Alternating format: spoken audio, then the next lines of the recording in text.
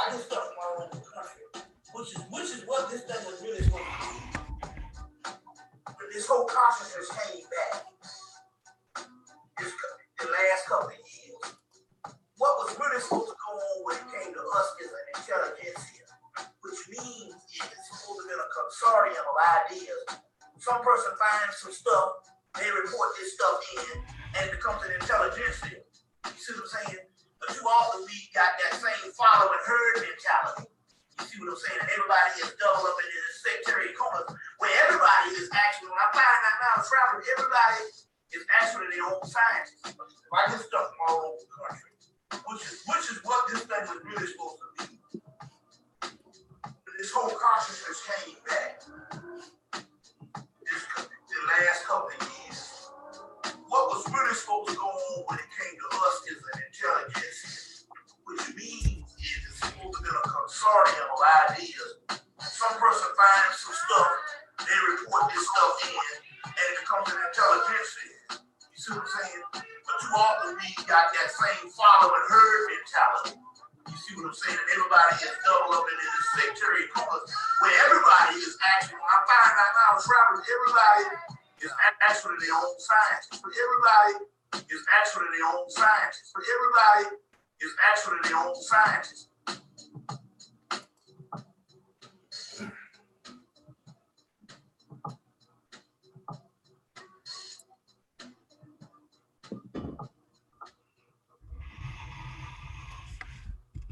Peace, peace, peace, peace, peace to the family. What's the deal, family?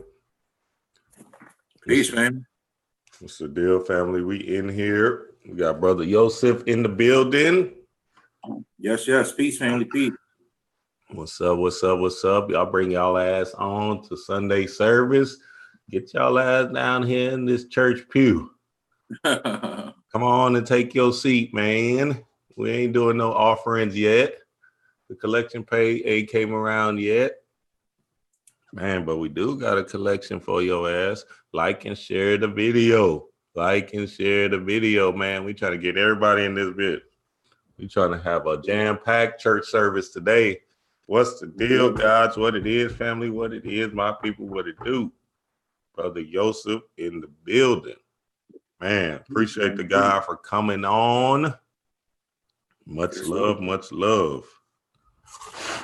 Also got my queen in the building, D-Ray. Peace, family. Peace, Brother Joseph. I'm so excited and ready to get into this thing. Yes, yes, yes. And we know the other church members are coming. You know who they are. They coming. Don't worry. They ass gonna come. They gotta come. This ain't no once in a while thing. They gotta show and report. So we appreciate the family, man. Happy Earth Strong to my grandpa, man, my G-Paw. Okay. It's his birthday today. Is Earth Strong today. Transitioned in 2004. So that's powerful. Is one of my best friends. I learned a lot from him. And really a definite reason how I even propelled my journey into spirituality. So shout out to my grandpa, man. Love, love, love. I got a ritual coming up for the God later. Got a ritual for the God later, for real, man. I just got to watching that Panic video, and this nigga doing qigong and shit. I'm sitting here like, this boy panicked and turned into a qigong master, huh? He doing stuff with his hands. I was about to call Joseph. I'm like, man, he doing mudras and stuff now, huh? He got Everything is energy. Everything is energy. Everything is energy, man. Them hands ain't playing. Man, so it's going down. Man, family, look. I've been digging this astral book. Frank Rudolph Young. I've been digging that book. It's been crazy, family. Crazy, crazy, crazy. Shout out to Trav. You know, the guy did the what you call the audible version of that whole. And I listened to that whole probably 3 times already. Shit, it's some good stuff. You know what I'm saying? And the book is just basically something to appease your ego. You know what I'm saying? Because we all know the stuff, but I like the way Frank kind of writes. You know what I'm saying? He writes at a point where it's more. He's trying to give people confidence. You know what I'm saying? Trying to give people that understanding that this is you. You know what I'm saying? Inspiration.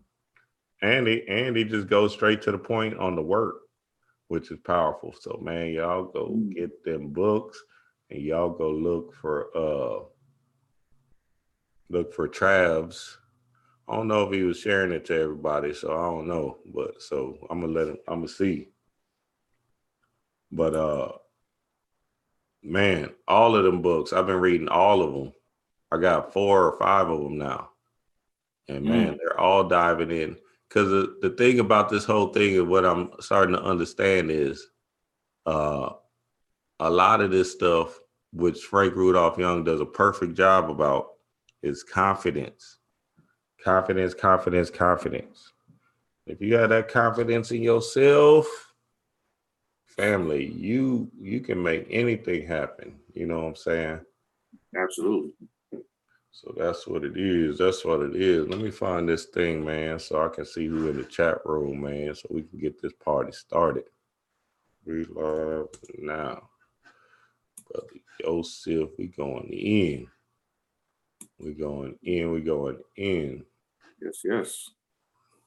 So Joseph, man, I appreciate you coming on. Shout out to everybody in the chat room. Shout out to the family. Shout out to the gods and goddesses. Like and share the video. Brother Joseph, man, I appreciate this brother so much, man. I ain't gonna sit on here and get all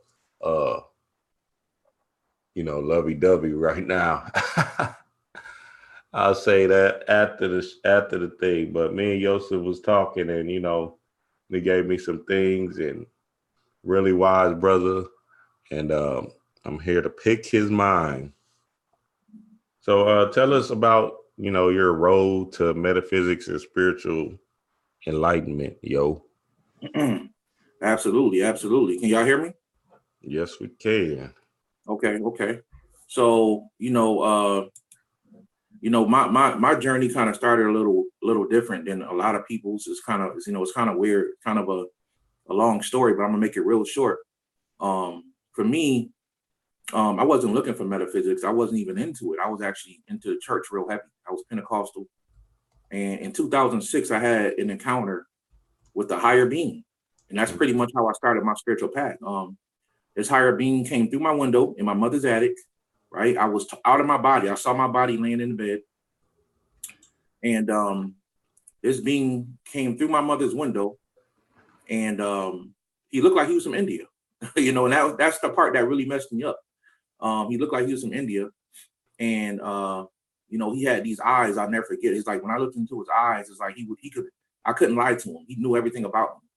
And then I'm looking at him and I'm thinking to myself, like, should I get on my knees and bow down? Like, I don't know. I didn't know Jesus was Indian, because I'm a heavy Christian at the time. So, so as I looked at this person, he reached out his hand. He said, "Come here, son." When he said those words, like, it's like a part of my soul was waiting to hear that. I had no clue who this person was at the time, but it's like a part of my soul was waiting to hear that. It's almost like he was telling me, okay, it's time for you to wake up. Like, you've been asleep long enough. It's time for you to get busy. That's kind of how I took, when he said, "Come here, son," and he touched my hand. When he touched my hand, I flew back into my body. And from that day forward, I had this burning desire to seek knowledge, to the point where it caused me to leave the church, and when I left the church, people thought I lost my mind. You know what I'm saying? People thought, anywhere from minister to Sunday school teacher to, people just loved the position I was in church, and I was up and coming, and I just turned my back on all of it because I just couldn't, I couldn't be that anymore. I couldn't pretend.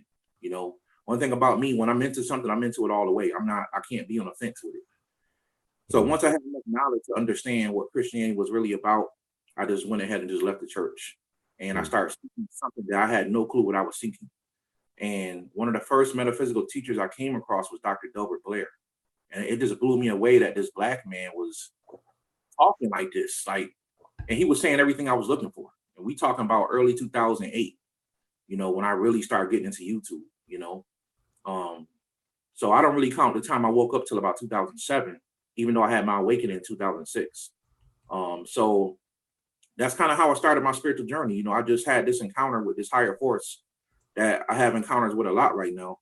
And when that force touched my hand, my whole life changed in so many words. I just had this burning desire to seek knowledge.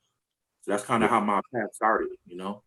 Yeah, that's interesting. And it's interesting that you say that something came to you, because that's kind of what happened to me. My grandma came to me. Shout out to my grandpa. He had transitioned, but my grandma also transitioned back in the day.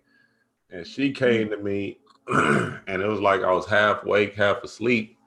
I didn't know what was going on. This was a time when I was drinking and smoking real heavy and all of that. I was just wilding, basically. Well, this quote unquote earth thing wilding. And one day, I said, nah, I'm not gonna drink or smoke today. Fuck that shit. So it was the first day of soberness, right? And I had the wildest, craziest experience, because I felt like I was asleep, and then I felt like I was awake, and it was my grandma right there with me, and she was just explaining to me, yeah, this ain't you, you know, we was trying to contact you, you've been so fucked up that you can't even hear the messages, you ain't blah blah blah blah blah. So it was a powerful thing that propelled me to my journey also. And it's weird that you say that the same thing, the spirit world came to you, and now you know you just keep going. Absolutely. Real. Absolutely.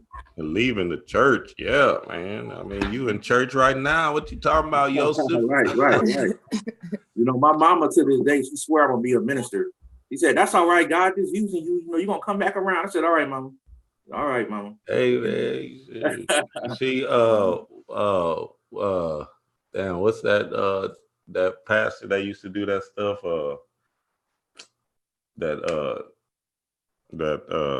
Damn, I can't think of his name. What's his name, babe? The black pastor that be speaking metaphysics sometimes, or speaking enlightenment or something. They all be knowing everything. You talking about TD Jakes or something?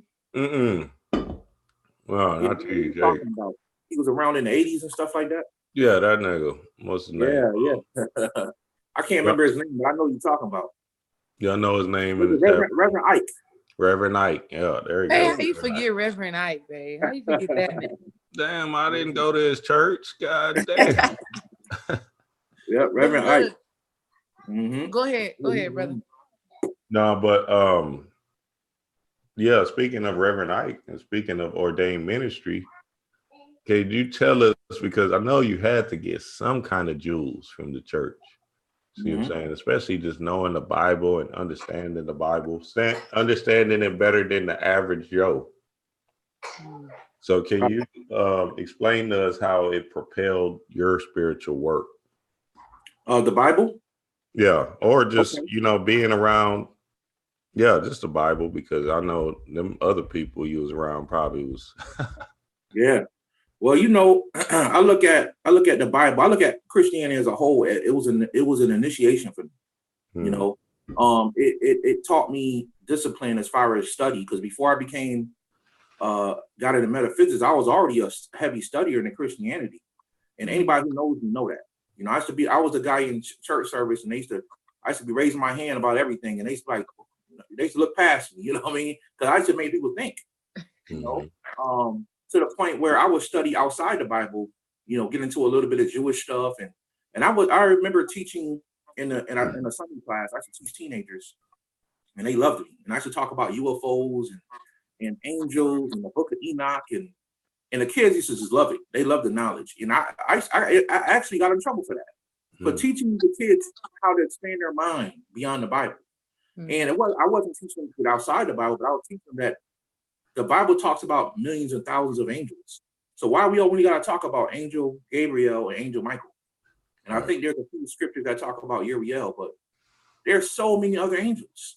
You know, why can't we talk about other angels? So for just talking about other angels in church, you know, I never forget, I got called into the pastor office over that, you know, and I was like, this is crazy. I gotta get out of here. You know, I gotta get out of here, you know, because I started realizing like it's a system, but at the same time, the Bible itself is a very spiritual book if you can break it down. There's a lot of keys, a lot of jewels in the Bible that if you break it down metaphysically, it can really edify you and really turn things around for you.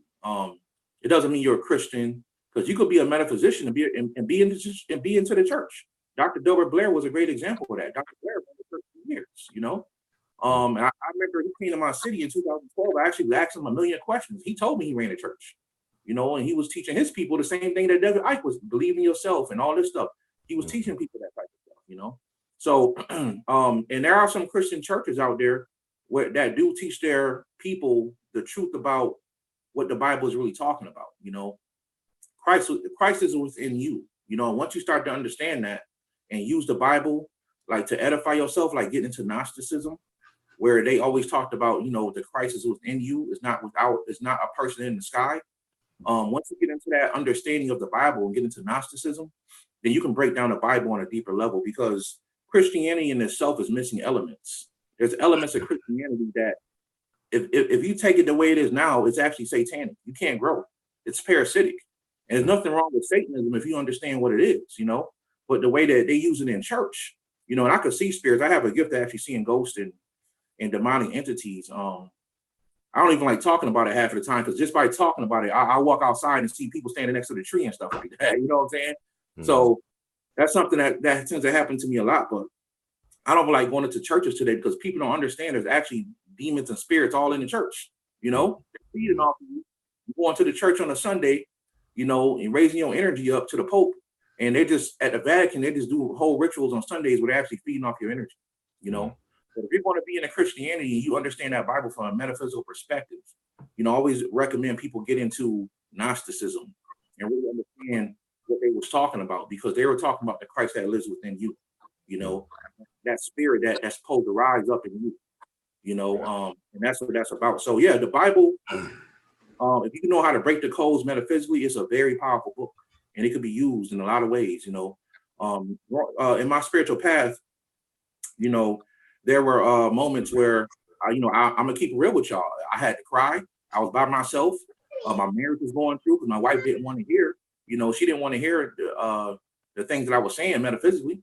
Mm-hmm. So, you know, thank God she came out of that, and she's all into metaphysics now. She's spiritual now, but we struggled. So I struggled. It was for 2 years straight. I was alone. You know, my family wasn't messing with me. Everybody thought I lost my mind. So I remember using the Bible to edify myself, to actually help myself. And there was a scripture in the Bible that said that David had to encourage himself in the Lord. And I'll never forget that. You know, when Saul was trying to kill David, cut David's head off, kill David, who was supposed to be this great person in the future. You know, when other people saw a shepherd boy, God saw a king. When people were trying to kill David, this chosen person of God, he had to run to the mountains, which represents his subconscious mind. He had to go deep within himself. And when he was in that deep within himself, he had to encourage himself, because nobody else believed in David. He had to encourage himself in the Lord. So I used to use that scripture to edify myself metaphysically, because I knew that I wasn't talking about the God in heaven, but I was talking about the God within me. Mm-hmm. So I had to encourage myself, you know. And so Brother Yusuf had to get it blood, sweat, and tears. Everybody don't got to get it like that. You know what I'm saying? But for me, I had to get it that way. So the Bible is very powerful, and it can be used to edify you if you use it metaphysically. Absolutely. Yeah, definitely. What's that, babe? What's that little white boy's name that write them small books about the Bible? Neville Goddard. Yeah, Neville Goddard. Yeah, doing that little rendition of the breakdown of the Bible. And then I think Sefer Manel did we got one of them books, is the Zodiacs in the Bible. The Zodiac in the Bible, or something like that. I got it downstairs, but it's a dope book. Especially if you're just coming out of Christianity, it'll just break your whole world. Shit, my brother and stuff be asking me for birthday gifts and stuff like that. I give him a Neville Goddard book. Fuck his head up real quick. just to be funny though. You know what I'm saying? I ain't gonna read this shit. Right. That should be funny. But one day that nigga might pick that hoe up and say, right, oh shit, I'm tricked, been duped or whatever, you know. Right. Absolutely. So yeah, that's interesting. That's interesting. Man, I was just over here imagining and visualizing and stuff. And like, man, what kind was your church big, Joseph, or small? My church was actually, like, I guess you can say at its height, my church was medium sized. So I was actually born, I actually came into the church when I was 3 years old in the same church all my life. My wife was born into the church. So I knew my wife all my life, you know, from little kids. We walked down the aisle together, Easter program, and, you know, with our Easter suits and all. So I knew her all my life.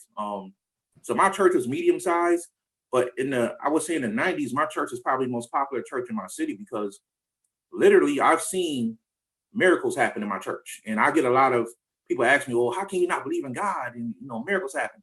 The truth of the matter is you are God. And if you believe in, I think it was Bobby Hemmett that said, if you believe in Mickey Mouse and believe that he's your God and you believe with all your heart, you know, there's nothing you can't do. So you can tap into the power of Mickey Mouse and heal people. Because sometimes people need something to anchor their faith in. You know, there's a lot of people in church who are natural born healers, who are psychics, but they don't know that. They're in church. So they use Jesus as an anchor to anchor their faith so they can activate their powers a lot of times. You know, my pastor actually had that. I've seen people get up out of wheelchairs. My brother, this is a true story. My brother who lives in Houston, he actually died in my mother's arms. No lies, straight up true story. And I remember my mother before she called the ambulance, she called my pastor. And you know, it's crazy because the pastor said, in Jesus' name, amen. And my brother said, he came at the light right back in my mother's arms. So there are people in the church who are Christians, who are Muslims, even Catholic people who actually have powers. They have gifts.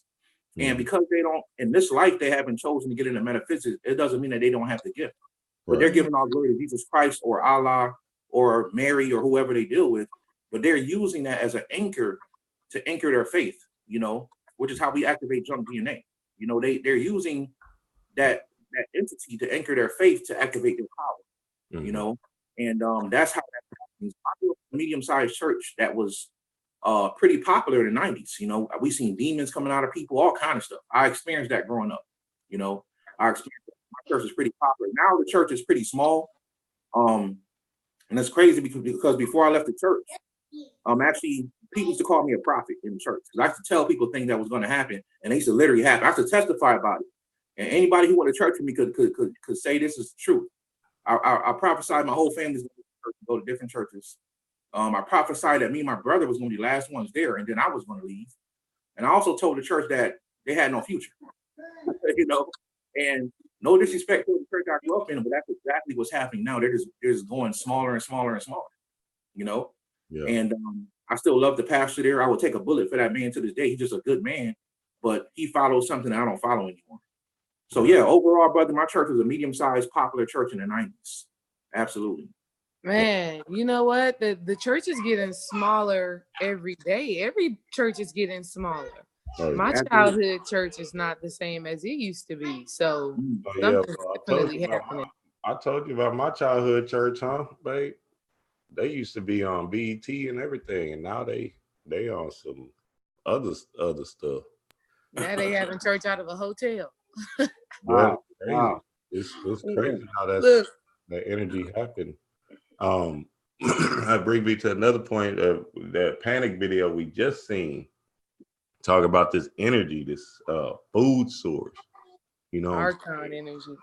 Yeah, this demiurge energy feeding off of you. We're basically batteries getting fed off of, getting, you know, drained out of because of our emotions. Our emotions are out of whack. You know what I'm saying? So we're praying to this false god.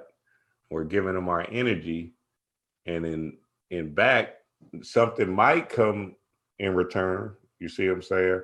But then there's going to be another something to on the other end, on the other spectrum, right?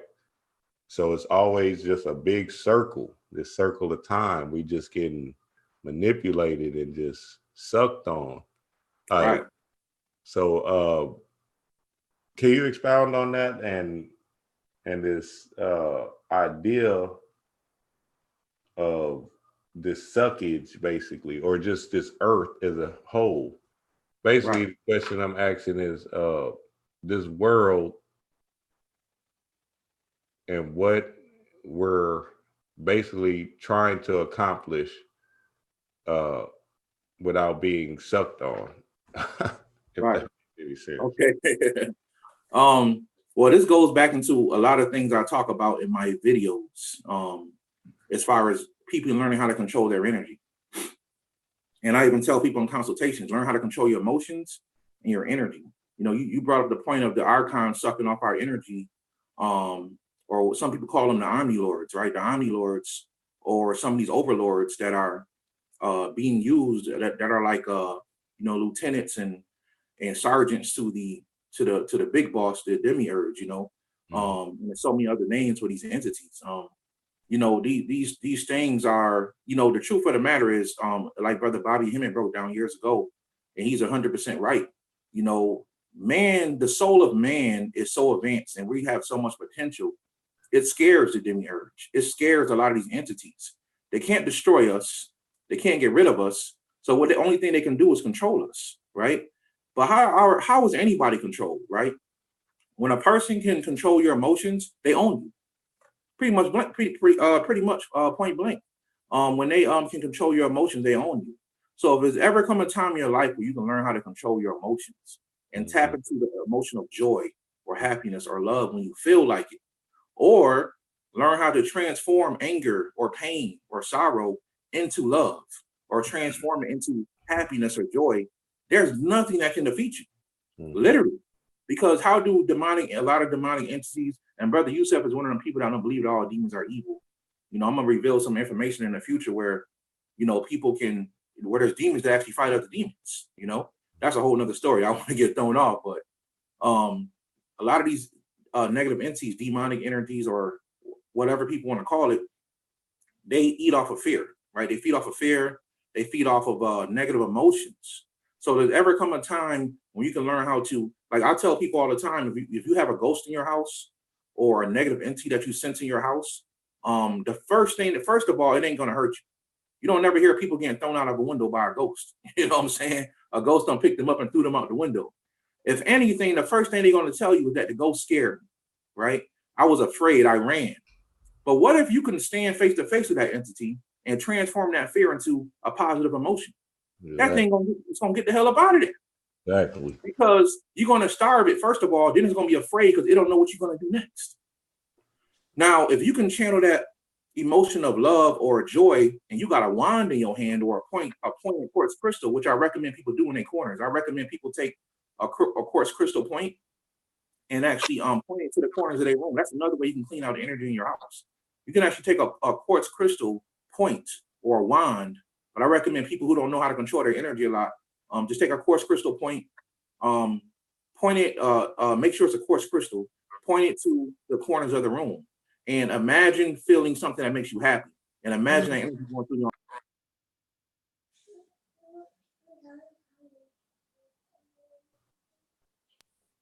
Sorry, somebody called me. Can y'all still hear me? Yeah. Yes, you back. You good. Okay. Spirit don't want me to say this, but I'm gonna say it anyway. Come on. So you can actually take a quartz crystal and push that into the corners of the room, and anybody who has eyes to see when it comes to ghosts or spirits in your house, they love to hide in the corner. They're always standing in corners. I never see ghosts or spirits standing next to a closet door or a room door. They'll peek around corners, but when they stand in your room, they always stand in the corner. Why is that? Because the majority of energy always goes into the corners of your room, just dealing with sacred geometry. All the energies in the corners, or the angles, are in the corners. So when you're dealing with these spirits, go to the corners of your room, no matter how many corners you got, and point a quartz crystal, and you can either say it, I manifest love in this house, I manifest high vibration in this house, all the spirits gotta go, or feel happiness and feel joy in your heart and push it through that crystal into the corners. And them things gonna get up. It's like having a pistol, point a gun at you, literally. Yeah. Because when you have high vibrations, it taps into the emotion of yang energy. And that yang energy is going to come out through the quartz crystal and get them spirits up out of there. That's a very powerful way to do that. And I know it works because I can see them run. You know, I can see them run. You know, sage is good. Sage works good as far as getting rid of spirits. But after 6-7 hours, they come right back because sage tend to fall to the ground and then it just dissipates. It's like sage is like pouring hot acid on the spirit. They run, you know, but they come back. Palo Santo is actually a little bit better because Palo Santo is negative spirits, but it also brings in positive energy. So I recommend people burn Palo Santo a lot more than sage. But if you're going to do a quick spell, go ahead and burn some sage and clear that space out, do your spell, and then you're good. But remember, don't think your house clean for the whole week because you burned some sage. Burn some. So if you ever learn how to control your energy, going back to that, these higher forces can't feed off you. They can't feed off of you dealing with your emotions, dealing with your energy. They cannot feed off of you because you are in control of self. The ancestors told us, no self and you will know God. Yep. So I don't know how many people out there are into anime and they watch Dragon Ball Z or Dragon Ball Super. You know, Brother Dreamwise, do you watch Dragon Ball Super? No. You know, usually some people are into it, but it's a very powerful TV show because it talks about metaphysics. And there was an entity in there named Goku who was considered like a hero god and or a hero person. And he wanted to tap into the God energy, right? So the first thing the angels tell him, he said, the first thing you gotta do is learn how to control your energy if you want to be a god. You don't pumped up weights in the gym and you could lift mountains and all that stuff, but you still not on the level of a god because you can't control your energy. So when you learn how to control your energy, what we're really talking about here is alchemy. Once you really know how to control your energy, you can turn that lead into gold eventually, you know, and transmute yourself and transform yourself. And then you become God, just like the high priest in Egypt. They were considered gods, you know. And now those higher forces who deem themselves gods, they can't really tap into or drain your energy. So that's what I would say about that. Facts on facts on facts. Expound upon this for us. Talk about how sometimes we bring these entities, these demons into our homes based off our experiences, you know, in the streets, at work, at the grocery store, all of those different things like that. Okay. So, you know, another thing I talk about real heavy is wearing protection because there's a lot of entities, like prime example, if you're metaphysical, there's a certain people you shouldn't be around. You know what I mean? If you're a metaphysical person or you call yourself an occultist, all the same thing, whatever people deem it to be, you have to have that mindset. You know, you have that mindset where if a person is a drug dealer or a person is you know, this person kills people, whatever it is, you know, they talk about people, they treat people wrong.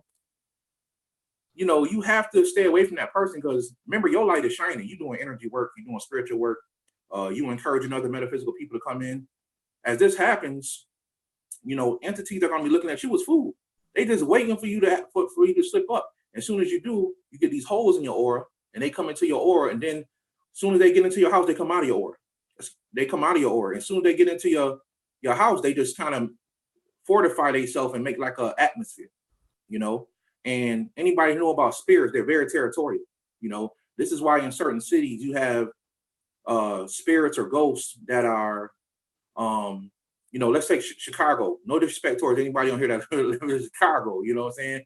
But Chicago's known for murder. Why is Chicago known for murder? And some place like you know, Illinois, or not Illinois, but Idaho. How come Idaho ain't known for murder? Or North Dakota? You know, it's because the spirit don't set up a territory there. You know, and tapped into enough people's energy and they're controlling people's mind. You know, so when a spirit's getting in your house, we bring them in by way of hanging around negative people. They get into our auras, they come into our house. The first thing they're going to do is try to set an atmosphere. They're going to try to multiply themselves. So this is why every week, if you're spiritual, you're going to come across these people. Because there's more negative people in the world right now than positive. I'm sorry, that's just the truth.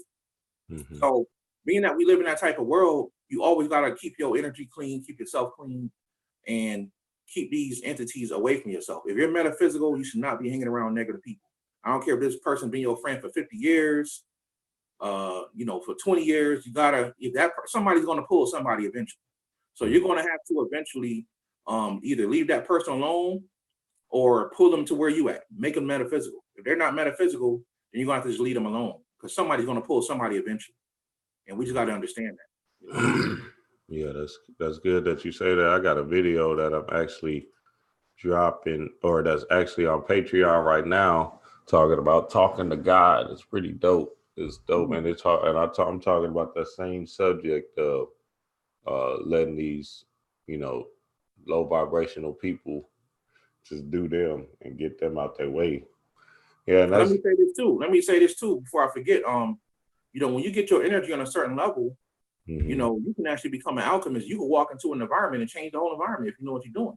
Oh yeah, yeah. You can actually go walk into the environment. Now your name ring bells spiritually, so the spirits see you coming is like seeing a triple OG. They run.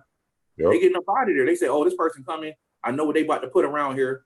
They about to take over the whole block. It's about to be his. So we might as well just go because that's how it is. So when you get to a certain level of controlling your energy spiritually, you can then walk into a negative environment and change the whole environment. By way of spells and the rituals that and just transform everything. You know what I mean? So I just wanted to throw that in. No, that's important. Yeah. Our emotions, our non-attachment to things, meditation, all of this stuff is important so that you can be able. I was reading one of these Frank Rudolph Young book is speaking on exactly what you're talking about, Yosef, that we've been reading, how your energy is going to definitely, feel the room. People are going to feel your presence. Your aura reaches out 9 feet. Mm-hmm. So, people feel your energy right when you come in the room. Right. And that's important that you, that people are able to understand that when you go within and do this inner work, all that other stuff don't matter because you basically bounce things off of you. You know what I'm saying? Mm-hmm. Be non-attachment, you're in the world, but not of the world. So true. So that's good. And Hoop Daddy talking about these chakras. He said, saying we shouldn't open up our chakras. I don't know who's saying that. I don't know, but that chakra work is important, family. Yes, it is. Just believe, because I know I'm a living witness of it. These emotions are here, especially your lower chakras, but these emotions are here. These emotions are what's controlling you. You know what I'm saying? These emotions are what's fucking you up. Right.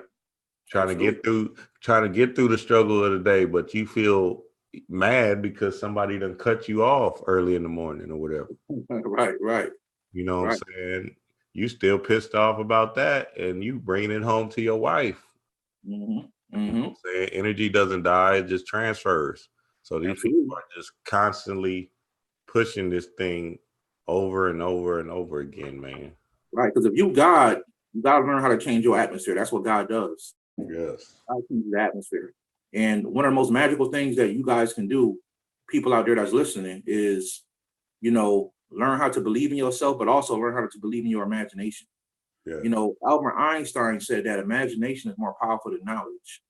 Mm-hmm. Imagination is more powerful than knowledge because what you imagine, you can create. They teach you this in The Secret, in the laws of Tahuti, whatever people want to call it, But most people are more familiar with The Secret before they get into Tahuti, So you say, "Oh, have you seen The Secret?" Oh, yeah. They don't know what came from the Emerald Tablets and the Tahuti and all that stuff. They don't know about that, So, when you understand that the way this happened to your sleep DNA, your junk, what they call junk DNA, is by way of your imagination, because the imagination taps into dark matter and dark energy, and you can create your reality by way of tapping into dark matter, just like an alchemist. Well, how do you do that? By imagining what you want and mixing that imagination with emotion. Once you mix that imagination with emotion, you can create your own environment, your own world. And most people don't understand imagination stands for imagination, which means the magical kingdom.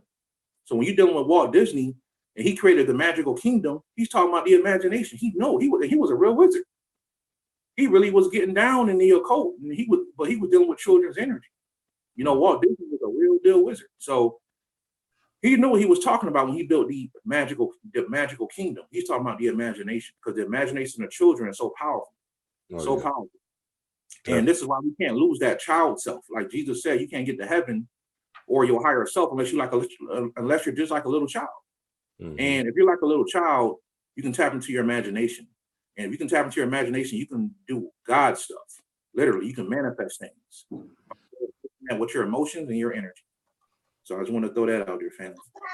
Facts on facts, man. Let's get into something else real quick. Since somebody brought up the show Raising Dion on Netflix, have you checked it out? I did. I'm actually halfway through it. Okay, cool.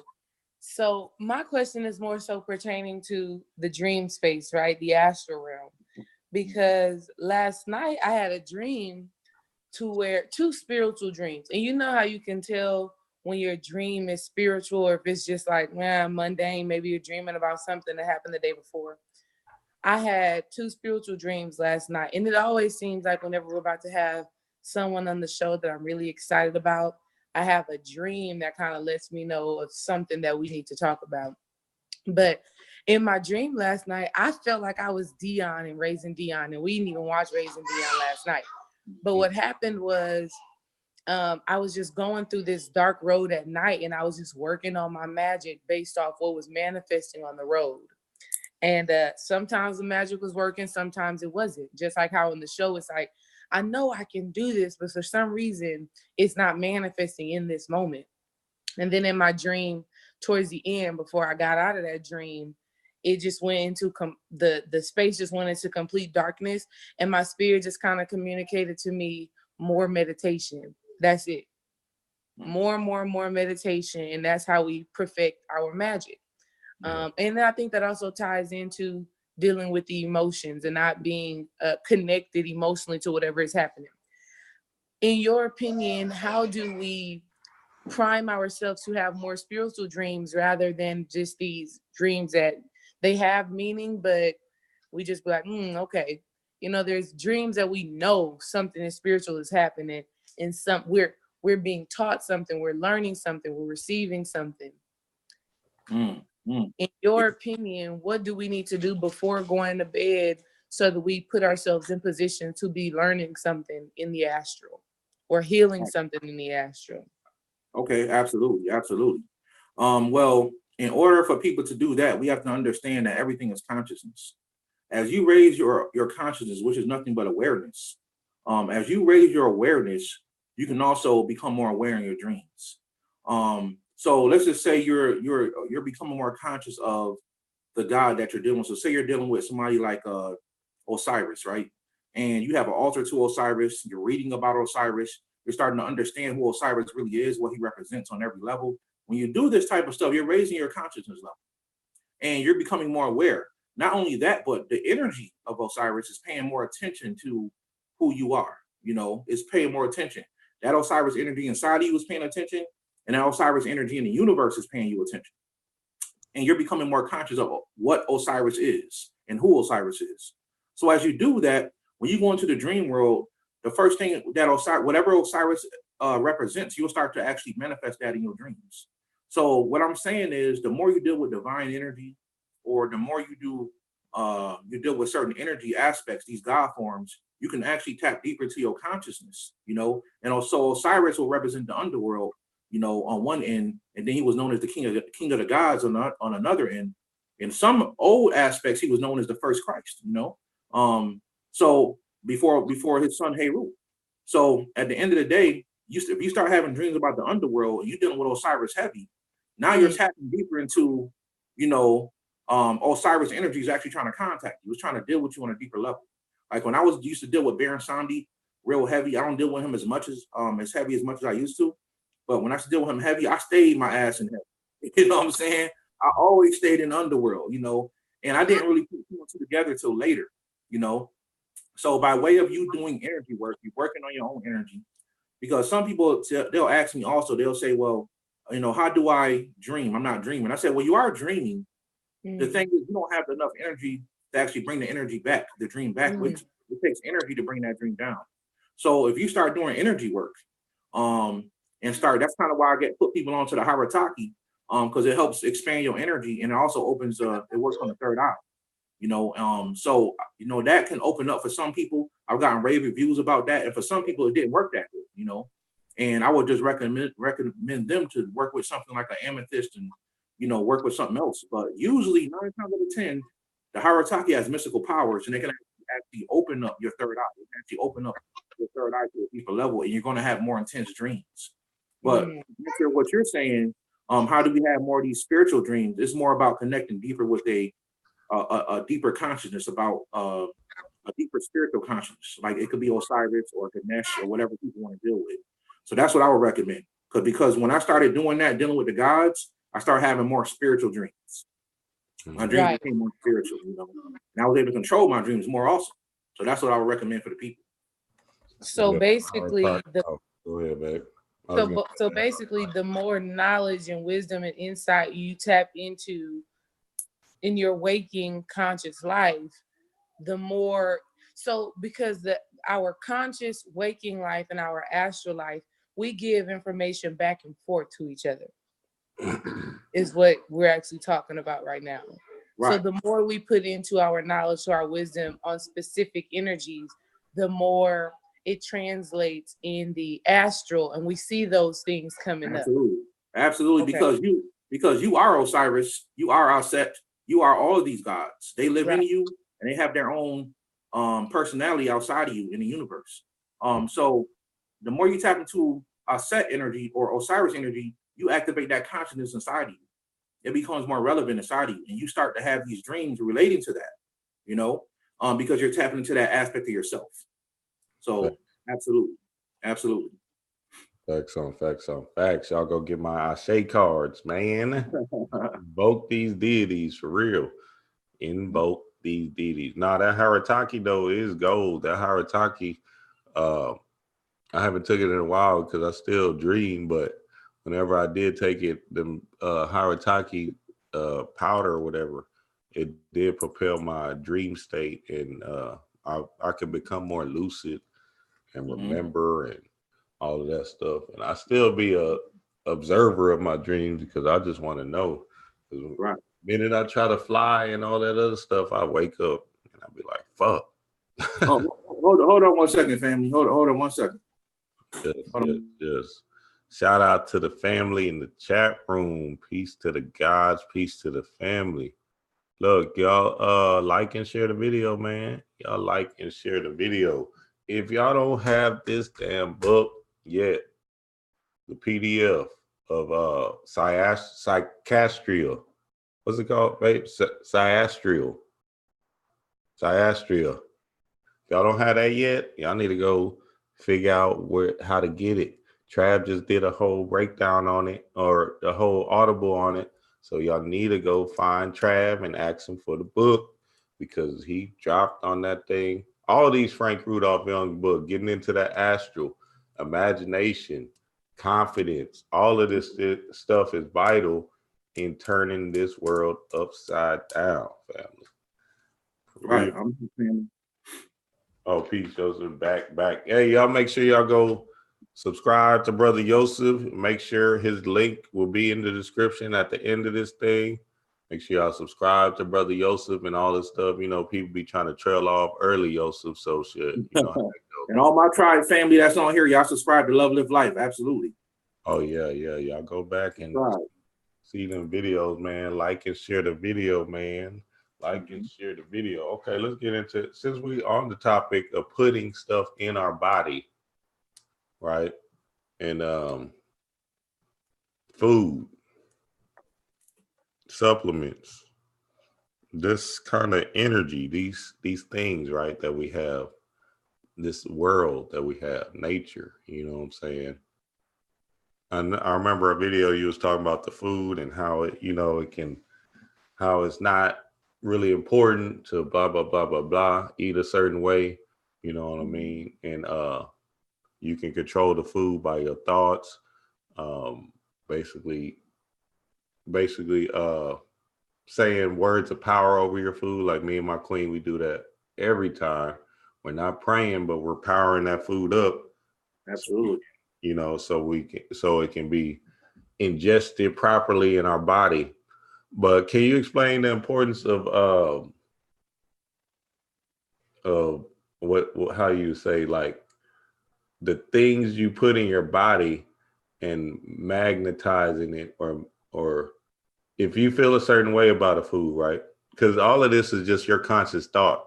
If I feel a certain way about a burger, like if I feel great about a burger and this thing will never kill me, you know what I'm saying? Then you consciously gonna live in that truth, because we are creating our truth.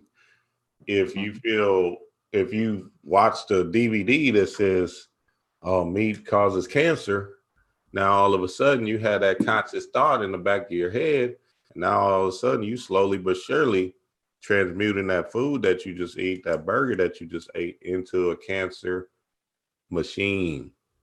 You see what I'm saying? Right, absolutely. Well, I'm sorry, I didn't mean to cut you off. No, go ahead. I know you go in, Joseph. You got it. It's funny because when I did that video about, I don't remember the title of the video, but it was talking about the food. Oh, does your food matter in spiritual growth? Man, them vegans come after me, man. It was kind of funny, the comments, them vegans, well, there's some ruthless people, boy, and and I wanted to make it clear, that I wasn't telling people to not be vegan. I was just telling people that you don't only have to be a vegan, because when we die or when we transition and we move on to a higher world, ain't nobody gonna ask us what foods did we consume. You ate too much chicken, so you can't go up higher. It ain't gonna happen for you, and that's not true. People focus on the physical, and there's nothing wrong with being a vegan or a vegetarian. I recommend that for some people if that's what they have to do. But at the same time, it doesn't stunt your spiritual growth at all. And that's why I try to be a living witness of that. How you can still eat what you want. Now, don't get me wrong, certain stuff, brother, you said don't eat pork and a lot of beef. I stay away from that type of stuff. But at the end of the day, you can still do energy work and work on your energy body. Do cleanses on yourself. Clean yourself out, colon cleanses, activated charcoal, probably like once a month. Because you can overdo activated charcoal. You can actually start pulling out the good stuff out of your body. So you don't want to overdo activated charcoal. Because it's so powerful to start pulling out the minerals out of your body if you take it too much. So the activated charcoal, probably like once a month. And you're doing like apple cider vinegar cleanses. If you're cleansing your body out on a continuous basis, and that even goes to people that eat fruits and vegetables sometimes, because sometimes the fruits and vegetables ain't right. It's sprayed with pesticides. So no matter what food we're eating today, if we're doing energy work and we're building up our spirit body, our energy body, and you're watching and you're cleaning yourself on a continuous basis, you can still evolve. You can still move forward in your spiritual growth. It doesn't bother your soul at all. As long as you're cleaning yourself out. I personally knew vegans or vegetarians that end up getting cancer. I knew that. So when I told people that the American Indians who ate bison, they ate deer meat, and then they, of course, consumed fruits and vegetables. They were some of the most spiritual people on the planet. These indigenous people. That's a fact. So how were they able to tap into nature so powerfully, and they still ate, meat? So this is something I always want to tell the vegetarians or the vegans, to really make them understand. Not to talk down on them, but to understand that being a vegan or vegetarian is cool, but that's not all you have to be. So if you tap into the power of of actually praying over your food, mantras and stuff like we talked about, and you're giving respect to the spirit of the animal before you consume it, something changes. The frequency changes in the food. And that's what the American Indians did, just to use them as an example. The American Indians, they make spirituality with their food. Same thing with the Asian people. Asian people, they eat pork and everything else, pork and all kind of stuff, but they have a whole spiritual nature to what they do. You go into any nail shop, you're going to see a Buddha or a Ganesh statue in a nail shop, sometime right in the window, because that's how these people get down. They make spirituality with business, with food, with family. Everything is spiritual. So us people over here in America, we have to understand the same thing. Once you mix it with the spirituality, you change the vibration. Sometimes you have an Asian nail shop in the hood where people getting shot right outside, but they got their business in the hood. Their business don't never get shot up. Nobody robs them. Yeah, it's dealing with spirituality. Yeah. So when you put that into the food and you connect that spirituality and give thanks to the spirit of the water, the spirit of the animal, the spirit of the vegetable, you can change the frequency and allow that food to be spiritual for you. Absolutely. Exactly. The mind is all. Absolutely. Versus mental. Facts on facts on facts. Go ahead, baby. Looks like you got something to say. I do, because I'm just paying attention to everything. And one, I want to say thank you, Brother Yosef, for your... Babe, your eyebrows are popping, babe. They popping, you see them? God damn. You see them? Yeah. Oh, man. Funny, babe. Oh, shit. You funny, babe. Thanks for the comic relief. You something else. Man. Anyways, first off, thank you for your Mudra video. I watched that video and started putting the stuff into play immediately. And I was using the mudras to help me in meditation, to easier calm the mind and get into that alpha state. I was using them because I was getting headaches at the time and couldn't really figure out why. Didn't want to take no medicine. So I was doing the mudras. Explain to the family the importance and the potency of using mudras. And the question came up just because I see you got your hands like this and you got your hands like this. I mean, right. You just do a whole bunch of different stuff with your hands, and I used it and it worked for me. And I want the family to know that this is something that we could be using easily. Absolutely. It's riding in the car. My son, our son, Dreamwise, and our son, he saw your video. And I didn't think nothing of it. I was like, okay, great video, moving on, whatever. And the next thing you know, I see him, he's coming up to me and he's doing this. Look, mommy, look, mommy. Or he's doing, look, mommy, doing these different mudras. And I was like, okay, thank you, son, for the confirmation that I need to, beyond this just being good information, I need to implement it. So talk to us about mudras, why they're so important. What's your favorite ones to use? All that. Shout out to the babies, man. The babies, man. These babies today are the old ones. They done came back. You know what I mean? Yeah, they're coming through hard. No doubt. They are teachers. You know, these babies are our teachers. You know, so that's powerful. That's powerful. So yeah, the mudras are a very ancient science of how to tap into your own inner energy. That's really what you're doing when you're doing these mudras.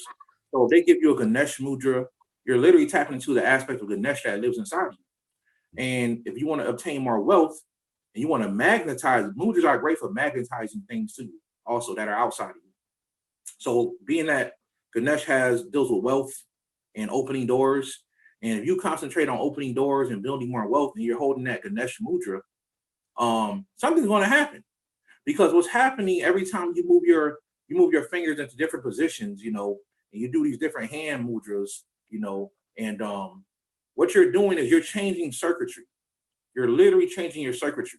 Now, if you do a combination of certain mudras, which goes into mudra combinations, if you do certain mudra combinations, it increases the energy, and you just keep doing them over and over and over. It literally increases the energy of what you're trying to do. A good example of that is if y'all watch the TV show or the movie. I talk about this a lot, Ninja Assassin. I don't know if you guys ever seen that movie, but when they cut homie up, you know, they had the swords and they was, you know, cutting him and trying to kill him. He was still alive, but what happened was, while he was in the back of the trunk, they was getting ready to go take him somewhere to kill him. He started putting his hand in these different positions, and you know, as he did these different positions, you know, he did these different mudra positions. What happened was his body, the holes in his body started closing up. Literally, they started closing up. And this is a very powerful science dealing with the Japanese, the Indians, even the Africa, right? They have mudras. And of course, mudra goes into using symbology. You can actually turn mudras into a language, you know? So a lot of the Bloods and Crips and different gang members who deal with that's how you know if the so-called black people just woke up. We already do God stuff already. We don't even know it, you know? We already do it. So if we would just wake up, you know, pouring 40 ounces on a corner, you know, giving libations without even understanding anything spiritual, it's already in your DNA. Mm-hmm. You're pouring out libations and you're doing mudras, and we just have to understand who we are, right?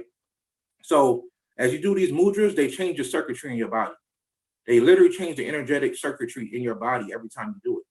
and you actually increase the energy of what you're trying to do. So for anybody out there that's dealing with healing or you want money, find at least three money mudras, right? Find 3 mudras that deal with money, and just keep doing those same hand gestures over and over and over while you're thinking about money coming into your purse, coming into your pockets. You're doing a mudra combination. You're going to increase the energy of what you're doing. And I'm telling you that as an example of I'm telling you that as a fact of what I've done, you know. And they got a whole nother book called Sexual Mudras. I recommend everybody get that book. You know what I'm saying? I'm about to go get that right now. Yeah, it's called Sexual Mudras. Now you mix that with the sex force. Oh my God, what you want is going to manifest even faster. You heard that, babe? We got to go practice. No, I really want you to go get that right now. Shit, hey, hold on, man. This is on Amazon. How fast this thing comes? Shit. Go get that right now. But Yosef, also tell us that other book. It was another book that you recommended about the mudras. No, Yosef, I didn't want you to miss your point, though. Keep going, Yosef. My bad. I didn't want you to miss your point. Oh, okay. So yeah, sexual mudra is very powerful. And when me and the wife tried some things in the sexual mudra book, things manifested. I'm talking about next day. They was manifesting. Boom, boom, boom, boom, boom. I said, oh my God, this is great, you know? So to answer your queen's question, the other mudra book I put up was The Healing Power of Mudras. The Healing Power of Mudras. I believe that's the name of it. Yes. The Healing Power of Mudras. That has a lot of healing mudras. It also has mudras in there to attract money and mudras in there to attract. I think that's the book you're talking about. Yeah. That's the one I'm talking about. Yeah, you're right. Healing Power of Mudras. Just the title of that got my whole spirit riled up and excited. So definitely, babe, get on Amazon now. Go and cop that. Very powerful. Shit, I know some mudras, babe. You better chill out, nigga. I'm here doing backflips and shit. You know, the Kama Sutra are like full body mudras. Mudras with your full body. But the sexual mudra book goes in a lot deeper, man, a lot deeper. So that's a very powerful book. So mudras overall are extremely powerful for changing the energetic circuitry in your body and magnetizing things to you. Wealth, nature, whatever you need, I recommend people do it. And now I'll be doing mudras without even thinking. I'm just putting my hand in positions. I do them so much, you know. Right. Like you said, sister, you driving. You know, you could be in the kitchen cooking, and with one hand you're doing a mudra. You know what I'm saying? Without even thinking about it. If y'all go on YouTube and just research people that do mudras, it's a whole following of people all over the world that just deal with mudras, yoga for the hands. Very powerful, family. Yeah, me and my queen been doing qigong lately, and it's been it's been really good with our energy, just understanding our energy and understanding that, you know, stuff don't really bother us as much. It moves with the meditations and all this other work that we're doing, but the qigong been helping us kind of move our body and actually see the energy moving through us and all of this other good stuff. So that we've been doing it for about a month, and it's, you know, it's good, simple stuff on YouTube that you'd be like, wow, this is kind of all right, you know what I mean? So that's always good. Family, man, we are here. Man, like and share the video. Make sure y'all go subscribe to Brother Yosef.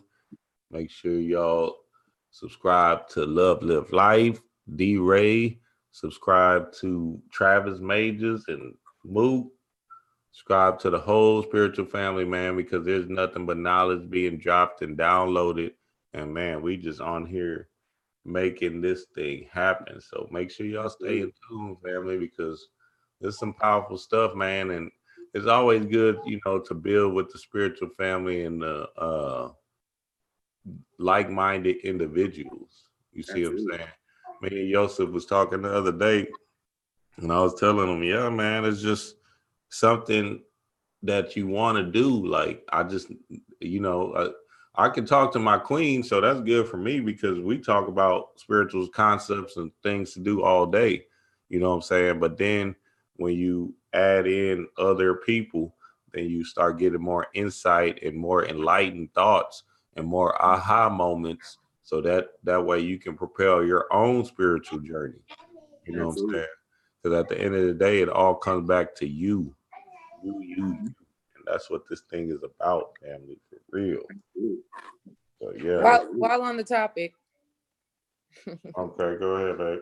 While on the topic of you bringing up you and I as a couple, as a unit, as a one, as a yin yang force, Brother Yosef, how did you know your wife was the woman, the goddess that you were supposed to spend this lifetime and other lifetimes with? What happened that, just made you be like, okay, this is it. Right. This is where I'm supposed to be. And so 2-part question. And how do you all continue to maintain that love, that relationship, and that growth? Right. You know what I mean? Because everybody wants to find their partner that is equally yoked. Everybody wants to find that. And people also have to understand that it's work on your behalf as an individual, and then obviously work as a unit. Talk to us about that. Talk to us about love and relationships. Right, absolutely. So, I'll be honest, when I first met my wife, I was in the church, so I didn't really know, but it was something about her spirit that really, I always thought she was cute. Because like I said, we grew up in the same church together, so I always thought she was cute. And I'm a sapiosexual. For people to understand what that is, that represents a person who's attracted to smart people. You know what I mean? So, my wife got degrees and all this stuff. So I was naturally attracted to people that I can learn something from. I've always been like that ever since I was a kid, So I was already attracted to the fact that she was smart, And I'll never forget she was walking upstairs to church one day. We was engaged at the time. No, we wasn't engaged because she was walking up the stairs. We were dating, she was my girlfriend. And I looked at her one day and I just knew in my spirit, I said, that's going to be my wife. I just knew it. I said, that's going to be my wife. She's walking upstairs. I said, that's going to be my wife. So little did I know that me and her was predestined because, over many, many, many lifetimes, I'm talking about probably thousands of lifetimes, me and her have been together. And, the truth of the matter is when you're dealing with a mate, always try to base it on somebody that you can grow with. You can grow with this person. You can be with this person. That's always something that you can that you should do to make sure that you and this person stay together. Make sure it's somebody that you can grow with. It can't base off the physical all the time. It has to be something that you're basing it off of somebody that, because the truth of the matter is physically everybody gonna get old and wrinkled one day. So it has to be something deeper. It has to be something deeper there. So I've had many past life regressions where I saw my wife in different bodies. Sometimes we weren't even human. Okay, I haven't even shared all them experiences. At one time, we was Jewish. We was a Jewish couple. She got shot in the face. I got shot in the chest. We was fighting against the Nazis, literally. And I remember I had Kabbalah books. I was reading Kabbalah. I'll never forget that. And sure enough, bullets came through the window. We shooting. And I told her when I died, I said, we gonna see each other again. And sure enough, I woke up and she had the same exact dream that night. She had the same exact dream that night. And that was really deep. So the truth of the matter is sometimes you don't know, but you have to, I think sometimes dealing with relationships, people jump into things really fast. And sometimes you have to really take time to understand who a person is, really take time to understand who a person is. And the most important question you should be asking, can I grow with this person? Can I evolve? Yeah. Can we have something in the future? And we're not just talking about financially, but can we grow ourselves spiritually? Can I sit down and do mantras with this person and mudras, and can I read books with this person? And can we have conversations, which I love to do, about metaphysics? Can we have a conversation about angels and demons and aliens? I saw a post somebody put up. It said, baby, let's sit down and talk about aliens, demons, and extraterrestrials. And I'm like, that's exactly what I like to do. So you have to get that person. If you're spiritual, you have to find that person on that level, and they out there. If you get on the right frequency, I tell people all the time who have trouble finding spiritual mates, I say you have to hang out in places, or go to places where spiritual people hang out at. Go to art galleries, because their consciousness is different from a person from a lower consciousness. Go to a poetry outing. Go to a poetry outing. Go to a library. Conscious people hang out in these places. Next thing you know, you see the cutie across the thing. Y'all can start chopping it up, talking. Boom, game over. You done met somebody. You want it, but if you're looking in a bar or at a friend's party, you probably ain't gonna run into that person. Mm-hmm. So always think about it from that perspective. And the way you're going to be able to maintain the relationship with the spiritual person and grow is by y'all doing everything together. You have to learn how to let your mate not just be your husband or your your husband or your wife, but how to allow the person to grow with you. You know, sometimes y'all not going to agree on everything, but as long as spiritually y'all can agree to raise the children a certain way, y'all can agree that in 5 years, this is what we want to do. You know what I mean? And I think you guys are a great example of that. Y'all got business, spiritual businesses, y'all doing shows. Hey, anybody out there, follow their example. Follow their example. Because in relationships, we're not talking about perfection because we still have to come past our human level. So we're not talking about perfection in relationships, but we're talking about results. Relationships need results. If a person not giving you no results in a relationship, you gotta go. You know, y'all should be building spiritual businesses. Y'all should be evolving consciously, talking about different topics and spirituality and how we gonna raise the baby spiritual and anything you can do to evolve. Mm-hmm. Evolution, which goes into true love. Evolution is key. Evolution. So that's how you stay going in a spiritual relationship, by y'all making sure y'all evolve together. Do everything together spiritually. Me and my wife do altar work together. We do. We agree on how we're gonna raise our daughter together. We agree on what's gonna be done spiritually. You know, and that's what it is. You know, you have to, sometimes y'all gonna bump heads and not everything, but it still has to, come to that point where y'all agree. That's very important. Very important. No, yeah, me and my queen, we do. I'm talking about we don't do all our spiritual work together, but we tap into spirit all the time, reading and just knowing rituals together and everything for the longest. And we started off just friends. We were just cool. You know what I'm saying? When y'all go check out that Past Wise Wednesday, we breaking our whole relationship down on that. But that whole love aspect was always there because we knew each other was a grower. We knew each other was a winner. And when you see winners inside each other, you're like, oh yeah, this it just eventually falls into place. You know what I'm saying? Especially when you're searching for yourself and knowing that you're greater than this thing we call human. Absolutely. Now, so the person actually comes to you. I got rid of everything. I got into my study, and then voila, my queen D Ray appeared. It was so crazy. And she was under my nose the whole time. You know what I'm saying? I'm doing my thing, The Bachelor, and kicking it and chilling, not worried about nobody. And you know what I'm saying? Mm-hmm. And let me tell you something, brother. Mm-hmm. I could read twin flames when I see them. Mm-hmm. You and the wife are twin flames without a shadow of a doubt. Oh, and that's rare on the planet. Mm-hmm. You can always tell twin flames because, and we're not talking about soulmates, that's something totally different. But twin flames, they're really one person that comes down as two people. Mm-hmm. You know, and when they come down, once they really start getting with each other, they only build from that point up. Mm-hmm. They only build from that point up. So that's very powerful what y'all doing. I really see twin flame energy in y'all. Absolutely. Oh yeah. Listen, Yosef and family, when we tell y'all we are exact complements of each other, exact complements, like yin and yang, for real. Mm-hmm. And sometimes it can cause friction. Sometimes it can cause friction. Right. Sometimes that can cause friction because I have my feminine aspects, he has his masculine aspects, and vice versa. And sometimes that can cause friction. But one thing that is so beautiful that you have to have in relationships is the ability to perceive, not just from your standpoint, but from the other standpoint. Yeah. And I feel like that's something that is so powerful that you have to have.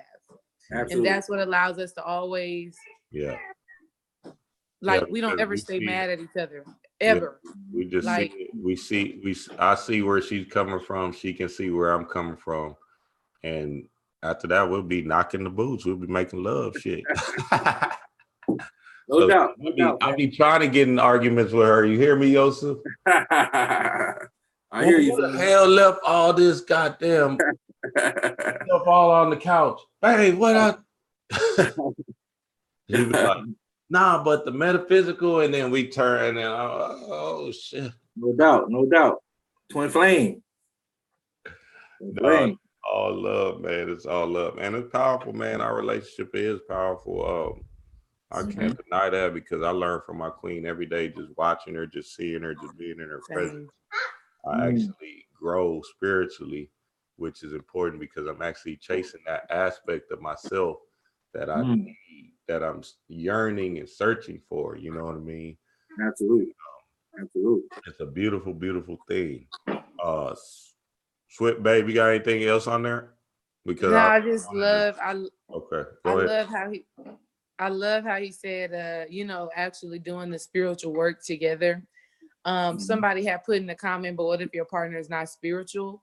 And all I want to say to that point is keep doing your work, because what ends up happening, or we can't change people.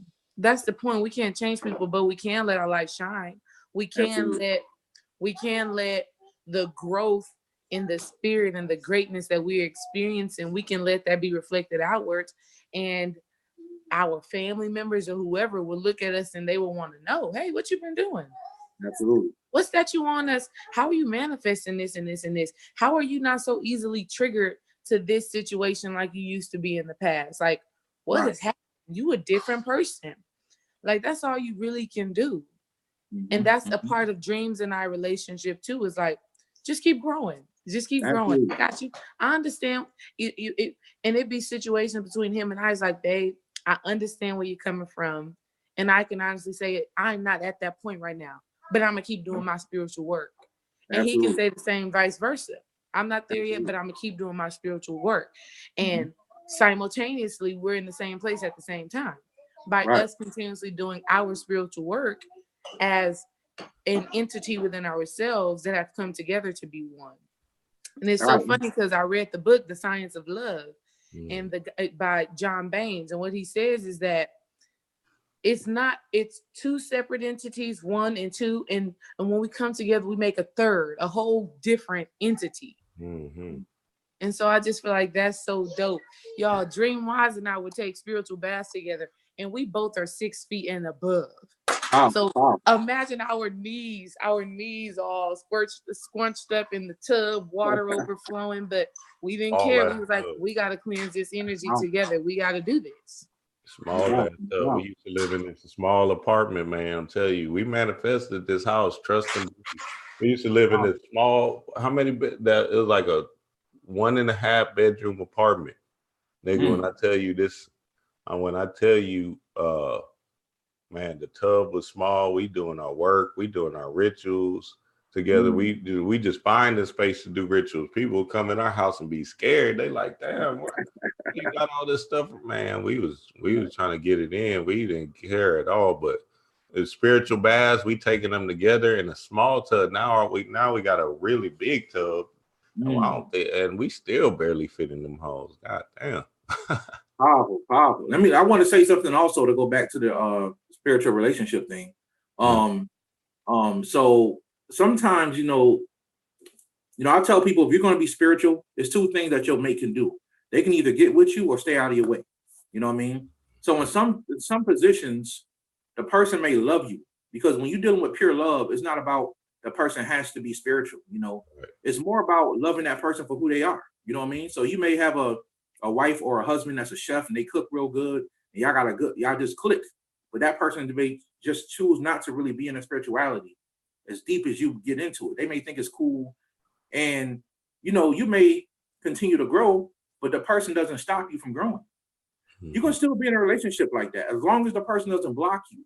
If one person's a Christian and you're in the metaphysics and they keep talking down to your metaphysics and talking to the devil, then that's a bad relationship. That's bad. That's gonna eventually turn into chaos and boil over. It's gonna be bad. But if the person don't really bother you and you love this person and they're sincere, the love you have for this person is deeper than the spiritual work you do. You can still be in a relationship with this person to be spiritual as long as they don't stunt your growth, as long as they stay out of your way. I want to encourage people with that, because I went through that in my marriage. At one time, the wife was totally, I don't want these satanic books in the house. You know what I'm saying? She wasn't on my level. It took her. She didn't become conscious until 2011. I became conscious 2007. You know, so for a long time, she wasn't really trying to, hear, what I was talking about. And then it came to the point where she started saying, okay, this is kind of interesting. And she stayed out of my way. Now she on a whole nother level. So what I'm really trying to say is sometimes it takes time for people to grow up to certain levels. Mm-hmm. So if you're going through that right now, just be encouraged and just try to understand that your mate may not be ready. You know what I mean? Love them for who they are, but that's really why you got with them. Not because if you only get with people because they're spiritual, that's not good. Love the person for who they are. And then draw them in with the spiritual. If they love you, I promise you, they're going to follow you regardless. Mm-hmm. They're going to follow you regardless. It's just a matter of time. Is it going to take time? Some people are slow bloomers. Some people, they get it. Boom, boom, boom. Like some people got a natural hustle in them. You get them a business, they hustle it, they become millionaires. Some people are slow bloomers with things. Mm-hmm. So that's all I'm saying. I just want to encourage the family with that. Oh, yeah. I got friends that are Christian, diehard Christians and everything. And they walk in, childhood friends. And they walk in my house and they see the Baphomet statue up and they see all these symbols and demonography and shit up. And they, they're like, man, what is that? And what you doing, man? God dang. But then I could tell we still have a genuine love. They don't care about none of that shit. We still have a genuine love and a build, even if they think I'm on some other path or whatever. They still, I can feel it. Now, some friends, they just couldn't get with it and they disappeared. But but some of my childhood friends, one of my close childhood friends, man, I'm telling you, when I talk about my brother, he ain't even worried about none of that stuff. He'll make fun of it, but he is still a genuine thing. Man, what's up, man? Blah, blah, blah. So that's a powerful thing, man. Love people where they are, man. You know what I'm saying? Absolutely. That's what it is. Man, let's switch gears a little bit. Joseph, I don't want to keep you on here too long, man. So we probably just stay on. I just got a few more questions, probably one more question. I appreciate you, God, man. All this knowledge and jewels you dropping. It's perfect for the family, man. We all need this. It's always good. It was always great shit to build a relationship with somebody. You know what I mean? And I feel like I'm building relationships with people that I can bounce ideas off, that I can talk to. Like, man, you was talking the other day. I felt like shit. That's this is my dog. You know what I'm saying? I can brother for real, huh? Yeah, brother Joseph, shit. And you know what I'm saying? Hey, I tried this. You know what I'm saying? Blah blah blah. What you think? You know what I mean? And blah blah blah. So it's always good. And this thing is taking a mind of its own. Because we're in this land called America, coming to America, and we're all everywhere. Trav's in Atlanta, you're in New York, Rogue Titans in Michigan.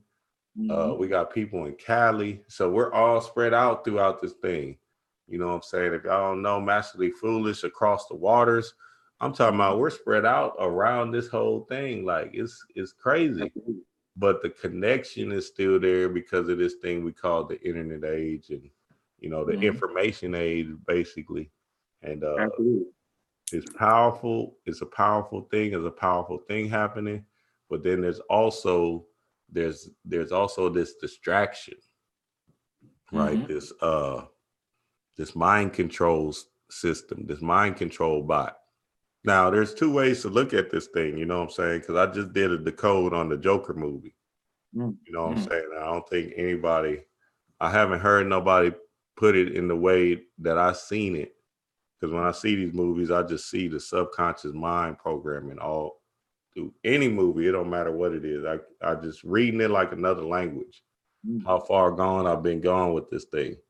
But these movies, these TV shows, all these symbols coming into this waking state now, coming into effect now, I believe that there is actually a calling, calling out. 2020 is here. And it's a calling out from the spirit world, showing us that, yeah, it's time. This is what you got to do, because there's so much science, just like Panic was dropping all the movies about the science and all these different things, the demiurge. Like I'm like, oh yeah, that's what that was. You know what I'm saying? And that's an important thing. But can you give us your perspective on these movies, these symbols, and how it affects the minds of a spiritual being? Absolutely. Absolutely. Movies are meant to speak to your subconscious mind, you know, and also movies are meant to program us, you know. I remember years ago when Total Recall came out. I don't know if y'all remember that movie, Total Recall, years ago. And for the first time ever, we saw a flat screen TV, you know. And I remember my stepfather, he was like, yo, they ain't doing nothing but trying to, like, he said some conscious stuff. This is a Christian also, but he came out, some conscious stuff came out of his mouth, and he was like, they ain't doing nothing but programming us for the future. And I was like, he right. He was 100% right. He was 100% right when he said that. So a lot of these times you see these movies like Minority Report, you know, you see a lot of stuff from the movie Minority Report now. When Will Smith came out in the 90s with the movie, I think it was 98. What was it called? When he had the government chasing him. Whatever it's called. That movie there. Oh, yeah. Fugitive or what? No, something like that. But that movie there, when he came out with that movie and they showed how the government's watching things and cameras are everywhere, they was just preparing us for the future. So a lot of times when you're seeing things in these movies, all the time actually, they're literally showing you something that's going to happen in the future, just from a metaphysical perspective. So when you're seeing movies like Raising Dion or TV shows like Raising Dion, which they took some of the original people. If you watch the original preview, they changed up the mother, they changed up the friend, they changed a lot of things up in that show. And I can understand why. I know where it's coming from, but at the end of the day, we don't want to miss the points about the movie. I mean, the TV show. I think it was supposed to be a movie at first, and then it came out as a TV show. But it's very powerful, and it's showing you about these crystal children or these rainbow children that's coming down, these new babies, right? And how these babies are the gods. They're coming down, and through their parents doing work, their parents. I don't want to spoil it for nobody. So if you haven't seen it yet, you might want to mute this part. But hopefully, if you metaphysical, hopefully you at least seen some of the episodes. But their parents being scientists, right? And scientists representing magic, because magic is nothing but science. So let's say from a metaphysical perspective, their parents being magicians and getting into magic and science, they were able to tap into their powers and then energy onto their children and awaken their children. Children came out awake. It's so powerful because even in the TV show, and I don't mind telling people this, but one of the people in the TV show had my last name.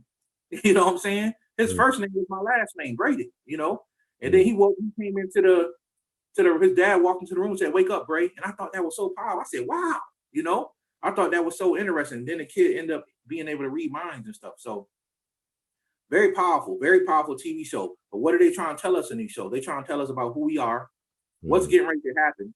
This is why they're trying to pump these kids with vaccinations, just like Dr. Blair said. But it's going to be like an ant trying to stop a tidal wave. You ain't going to be able to stop. There's too many babies coming down that's already know.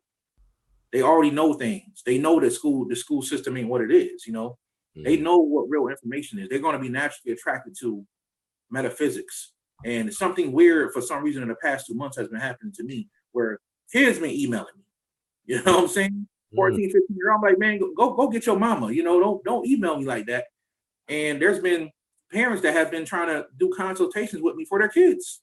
And I thought that was very interesting, and I've talked to some very powerful children recently too. And these babies, it's amazing how they already know things. So when you see TV shows like Raising Dion, there's a few other TV shows out there, even stuff like Harry Potter, they're telling you about the future. They're telling you what's getting already happen. You need to, everybody who's metaphysical, you need to teach your children magic, teach them, give them an identity, teach them about who they are, because this is going to prepare them for the future. As we were going to this 2020 energy. So as we go into 2020, we're not talking about a day that everything's going to change, but what we're talking about is everything's going to change a lot faster. Spirituality will become mainstream, literally. You're going to see more spiritual shows, and then technology is going to start intertwining with spirituality. You're going to see a lot of that. People talk down on technology a lot, and they do have some bad points to technology. But if we didn't get to raise technology, there's no way we'll be able to connect like we're connecting now and being able to talk to all these people all on one little tiny device on your phone or your camera, you know? So that's what you're going to start to see after 2020. Everything is going to advance and move forward. Absolutely.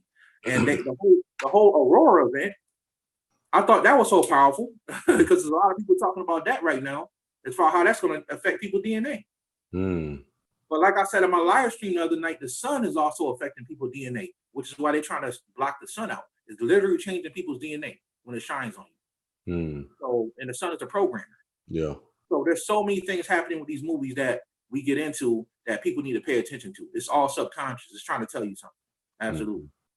Yeah. That brings me to the thing, and I think Jamar Bob pointed out on that Raising Dion. It said something about melanin. And then, you know, I need to do a decode on this Raising Dion, but I don't know if I will, but it was interesting, man. It was an interesting show just on the whole concept where they're trying to show us different, you know, things of this child being a god. So season 2 will probably be a lot better for me. I seen the sixth day a long time ago, and they said had that same flat screen stuff in it. And I'm like, wow. And you know what, family? If I'm not mistaken, Dion means God. It's either the god of wine or God or something like that, but I know it's God. So literally the show translates to raising God. So very powerful. Yeah. And I think Gemini. Dionysus. Yeah. I think Gemini. Yeah, the god of wine. Gemini Man came out the other day, so that's going to be a powerful share also whenever I get to see that. Yeah, and man, I'm decoding all these movies on my YouTube, so y'all go check that out, man. There's nothing but a plethora of Disney movies. I'm telling you how Disney is trying to fool you with this nonsense, fool your kids, because the kids we're here. Only reason why we're here is because we're bringing in another group that's going to propel this thing and end this world. You know what I'm saying? Destroy the world, destroy this energy. You know what I mean? And it starts like that. Everything starts. We're coming back. It's waking up. You know, it started with Pascal Berry Randolph to goddamn C. Fuminell to Bobby Panic, and it's moving on slowly and surely until this thing just explodes. Absolutely. This thing is just too massive that you can't even hold it back. You know what I'm saying? So it's great time, man. Great time to be alive, because at the end of the day, if you know the science, if you understand how to control your energies like we was talking about earlier, man, none of this stuff can affect you. You know what I'm saying? I watch all these distracting shows sometimes, and you know what I mean, I observe the ignorance. I observe the people. I just observe how far Black people can go. You know what I'm saying? How dead can they go? Let's see how deep we can go now with this shit. You know what I'm saying? I be seeing some ignorant ass shit, but that shit is nothing but food to me. Shit, I'm one with these guys. It's entertainment. You know what I'm saying? We just observe it and keep moving on. You know what I'm saying? Get a laugh out of it or whatever and keep moving on. And that's a powerful, powerful transmission. Anything else, babe? You got anything else before we hop off of this thing? Yeah, I mean, talking about that Aurora stuff, about a month ago, Mook had posted a video talking about there's an astral shower. If you remember seeing in Raising Dion, there was a lot of asteroids kind of falling down as that was happening. And when she made the video, she had said, you know, did anybody a couple of nights ago have an experience where you just could not sleep, you tossing and turning and all of that stuff like that? And at the same time was receiving a whole bunch of downloads, like information was just coming through. I think a lot of us on this spiritual journey, we experienced that. So like this Raising Dion, they're just telling a part of our story. I mean, that's it. So y'all go check out her video on that if y'all have not seen it on So It Is Written.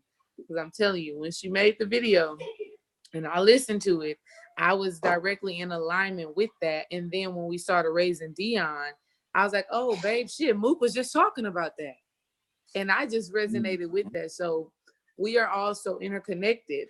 And yeah, y'all watch out on that Raising Dion, because the little storm man, whatever they called him, clunky man, whatever, which was a white man who would turn black and then go off in the storm.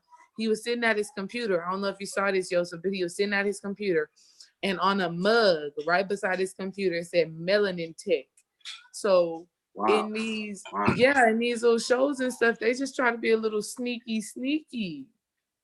Mm-hmm. He drinking coffee out of the melanin tech mug. And that melanin that he's absorbing is powering him up and turning him into something else. And he's trying to steal our energy. That's what it is, right? Because doesn't he turn into like a storm, and he goes and takes all the people who are magical? You know? So again, I think the whole moral of even this live stream right now has been, okay, Spirit, thank you. Because nothing's coincidence. Even Panic's video coming out talking about we are nothing, you are nothing but merely food. The storm guys, he's absorbing all of these energy, he's feeding on them food, right? And then a part of the first thing that you came on and talked about is she's in agreement. She said, yes, that's what this is, right? Because the first thing that you came on here was talking about was controlling our energy. Our energy is the food source. Okay, so I don't know. I guess my mind just wanted to wrap this whole thing up, and it is control your energy. Stay into the science, stay into the knowledge, stay into the wisdom. Use your imagination to create the reality that you want. If you're feeling overwhelmed with emotions that are low vibrational, that are not serving you, that are mundane, tap into those mudras. Do your research. I use them. Tap into the mudras to calm yourself down. I guess I was just putting the context to this whole thing, but I don't know. Y'all keep going. No, that's what it is though, because this energy is definitely shifted, man. You can feel it. You know it. I was telling that to my Patreon family this morning. I was like, man, this energy is here. It's shifted. Something's going on. You know what I'm saying? Tyler Perry building a studio that's going to change minds, hopefully. You know what I'm saying? From the other side of the other spiritual workers that's seeing that. And, you know, if it does propel into you know, a subconscious programming system for us, the family, with powerful movies of Black men doing great things, or, you know what I'm saying, or man, there's a Disney movie coming out and these motherfuckers stole my damn, I need to get the copyright for this. We're about to be millionaires, babe. I'm telling you, this shit is crazy. These motherfuckers stole my damn, I did a video where I wrote this story and did a video on somebody coming to Earth and then dying and coming back and dying and coming back and dying. And now Disney got a goddamn movie doing a movie on a dude coming to Earth, dying, then coming back to Earth. I said, ain't this a bitch? They got me fucked up. I'm about to where's my money? I'm about to matrix their ass for real. I got that shit written. I got that shit on paper it's in the public works. You know what I'm saying? Money, brother. Get that money. The video been here. These motherfuckers got me all the way jacked up, man. I said, oh my God, if anybody know the name of that movie that's coming out, we need to write a petition or something, because, and you know, that's why they let us do this, man. They listening to our conversation, you know what I'm saying? Absolutely. Think of what time it is, man. The movie is called Soul. That's what it's called? The Disney Pixar, I just searched it. It's called Soul. Soul. And of course, it's a Black man, y'all. It's a Black man. This shit is crazy. Jamie Foxx is playing the Black man. And look, check this out. The video I made is called Soul Glow. Come on, dog. Come on, dog. Powerful. So, you know, we about to go to war, man. I'm about to get into. I forgot about that, man, because I seen the preview for that shit. I said, hell no! I just wrote the whole story for this shit. No doubt. No doubt. Man, y'all remember? And you know you a movie maker, babe. That's how your videos be rocking like that. Man, and movie maker. Get your money, brother. Get your money. Man, one of them live streams I was talking about.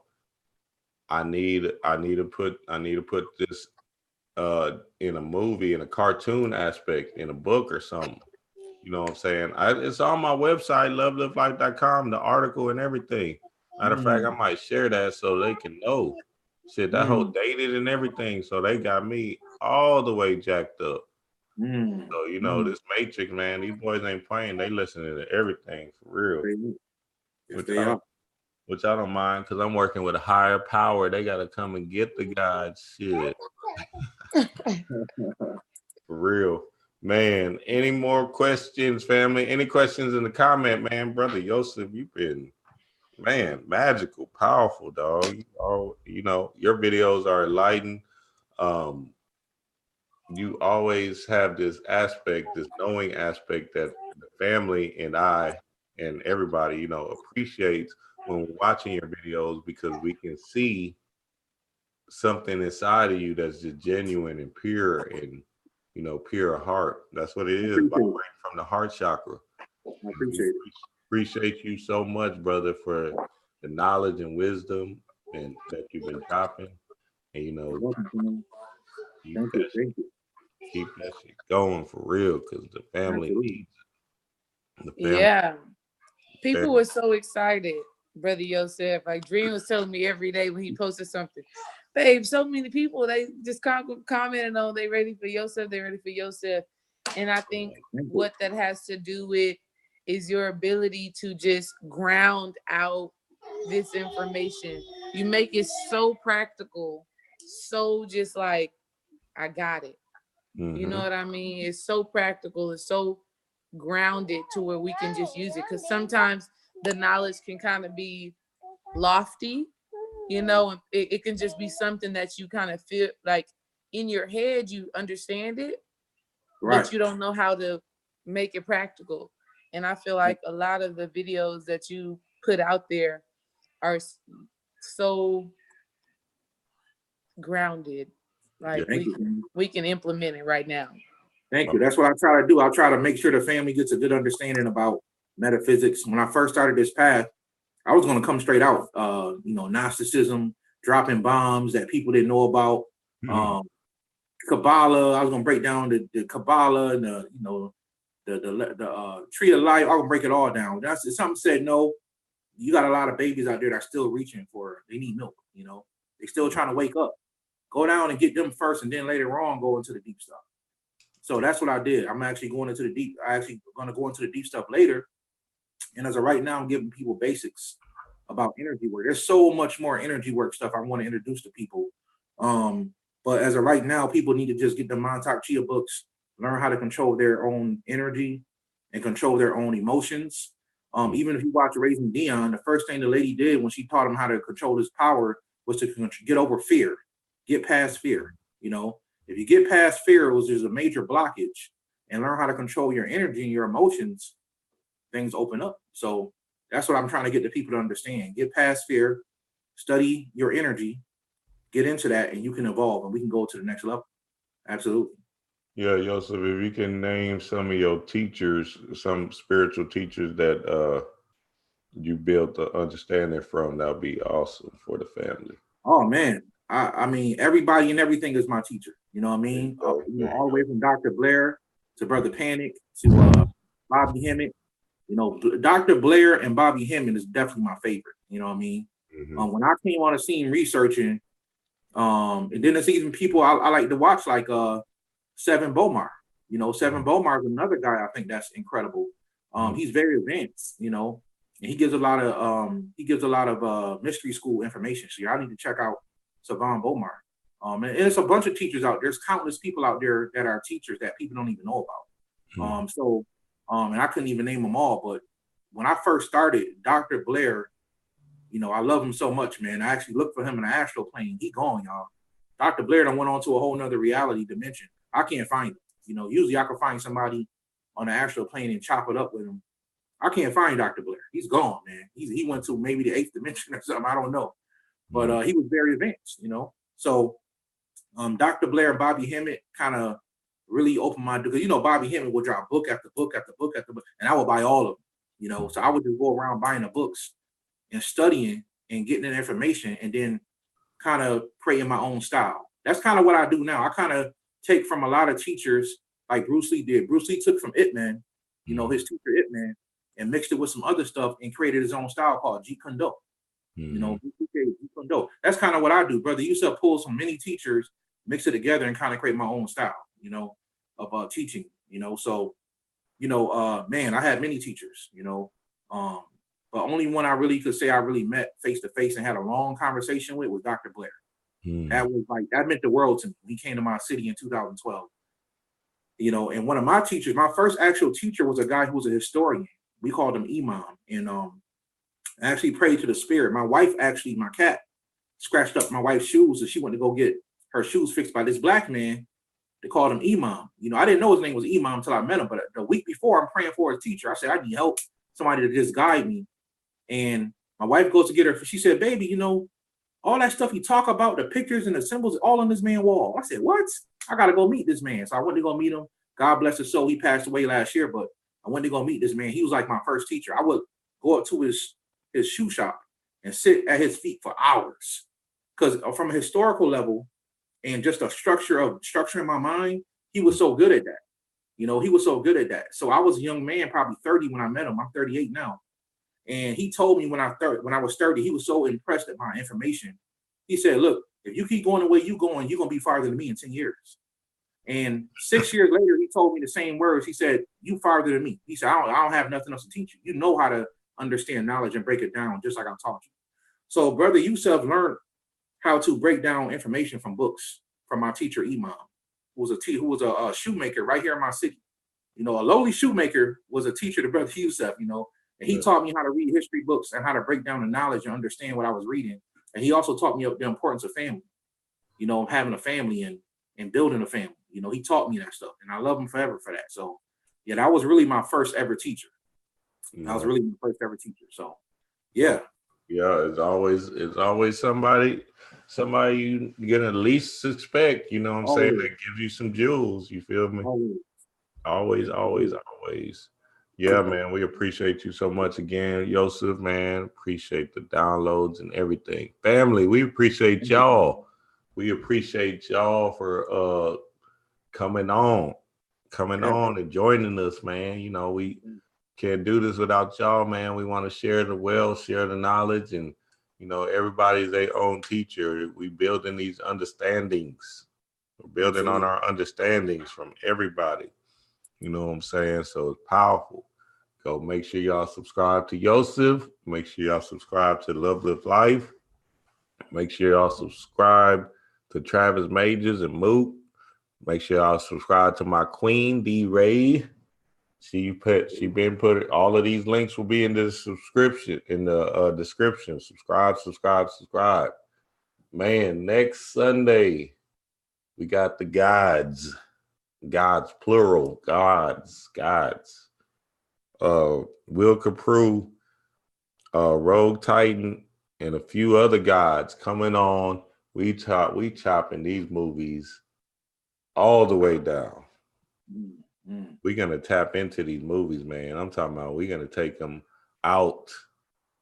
We're gonna take these movies out. We're gonna drive it home. We're gonna try to murder this thing for real, man. And it's going down next Sunday's service. So y'all be ready and in y'all seat. Anybody else got anything to plug before we get off of here? Yosef, you got anything to plug before we get off of here? No, I just thank y'all for bringing me on. I really appreciate it. You know, I want y'all to keep doing what y'all doing. I think y'all doing a great work for the metaphysical community. People need y'all encouragement and y'all an example to a lot of couples that want to be on y'all level, you know, doing spiritual work. So keep doing what y'all doing. You know, I really appreciate y'all for doing what y'all doing. And thank y'all for inviting me on. Oh, yes, much love. Let's love God. Babe, what's up? What you got? I got the Mudra book, so shit. Come on, let's go. I found the PDF, so shit, we can get off of this thing. Shit, you know what I'm saying? Football. I don't watch football like that, so shit. You know what I'm saying? I'm reading the PDF while I'm talking to you, and it said do something like that. Okay, good. Yeah, babe. I love it. I'm just so grateful, Brother Yosef. I've learned so much from you personally. Like I said, I've just been able to put the things to action. The mudras, I'm telling you, that's one of the greatest things. And I know that I had those spiritual dreams because I listened to your live stream the other day where you talked about you had that dream where you were traveling and looking at Earth and all of that stuff like that. So that was amazing. I just always feel like the God or goddess that we have on is always so in synchronicity to what has happened to us in the week and what we want to make sure we focus on going into the next week. So thank you. I love on your videos when you say you got to go do something for your daughter. That's just so precious. Thank y'all to the family. Get your healing consultations and readings, all of that good stuff on relationshipalchemy.org. Yeah, that's all I got. All right, man. Appreciate y'all, family. You know what it is, man. Dream Wise. We doing this every Sunday, so stay tuned, man. Y'all go check out my Joker Decoded. And I got another video coming shortly, talking to God. So that's going to be powerful in itself. Peace to the family. We'll see y'all next time. Peace, family. Peace.